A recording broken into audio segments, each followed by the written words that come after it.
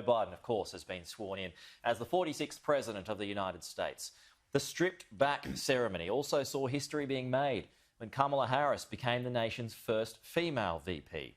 The new Commander-in-Chief stressed it was an historic moment as he called for unity several times in his first address. Brent O'Halloran recaps this morning's events.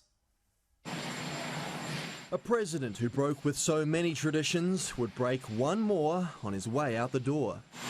We love the American people, and again, it has been something very special. Donald J. Trump snubbed the inauguration, the official handover of power. He's the first president since 1869 to do so. After leaving Washington, D.C., he gave his final address as president on the tarmac, giving an assurance this isn't his final curtain call. Goodbye. We love you.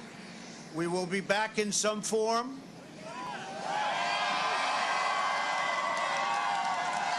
As he left for Florida and his Mar-a-Lago resort, his successor started the official ascent.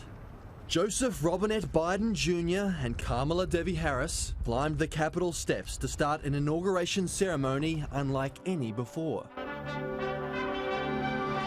Just 2 weeks ago, pro-Trump supporters stormed this balcony. Today, it was filled with the nation's most famous political figures. Former Presidents Bill Clinton, George W. Bush, and Barack Obama among them. No Trump, but there was his number two.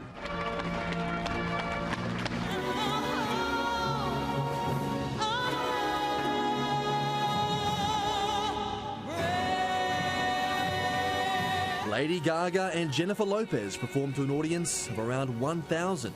Flags replaced fans. The National Mall flanked by thousands of National Guard troops amid concerns of potential protests and even insider attacks. I, Kamala Devi Harris, solemnly swear. The first Latina Supreme Court Justice swore in the first female, first African American, and first Indian American Vice President. So help me God.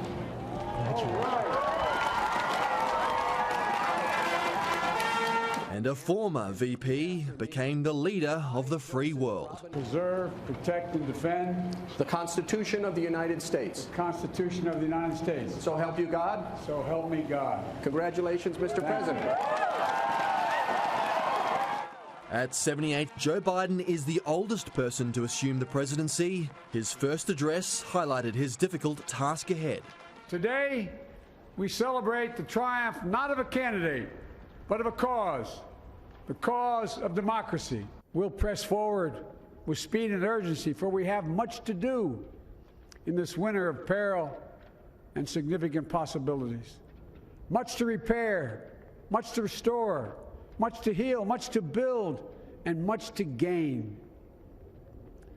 Few people in our nation's history have been more challenged or found a time more challenging or difficult than the time we're in now. But the answer is not to turn inward, to retreat into competing factions, distrusting those who don't look like you, or worship the way you do, or don't get their news from the same sources you do. We must end this uncivil war that pits red against blue. May God bless America, and may God protect our troops. Thank you, America. But a young poet arguably stole the show with her stirring prediction of brighter days ahead. Our people, diverse and beautiful, will emerge battered and beautiful. When day comes, we step out of the shade, aflame and unafraid. The new dawn blooms as we free it. For there is always light, if only we're brave enough to see it, if only we're brave enough to be it. After a signing ceremony and an inspection of troops, the new Commander-in-Chief laid a wreath at the tomb of the unknown soldier. COVID restrictions put pay to a proper parade. The pomp and ceremony now gives way for the proper business of governing. The 46th president has multiple crises to confront. A pandemic which has killed 400,000, near record unemployment, strained international relations, and dangerously deep political divisions. Biden reportedly has more than a dozen executive orders ready to sign in his first week in charge. There will be no honeymoon period for this new President of the United States. Brent O'Halloran, Sky News.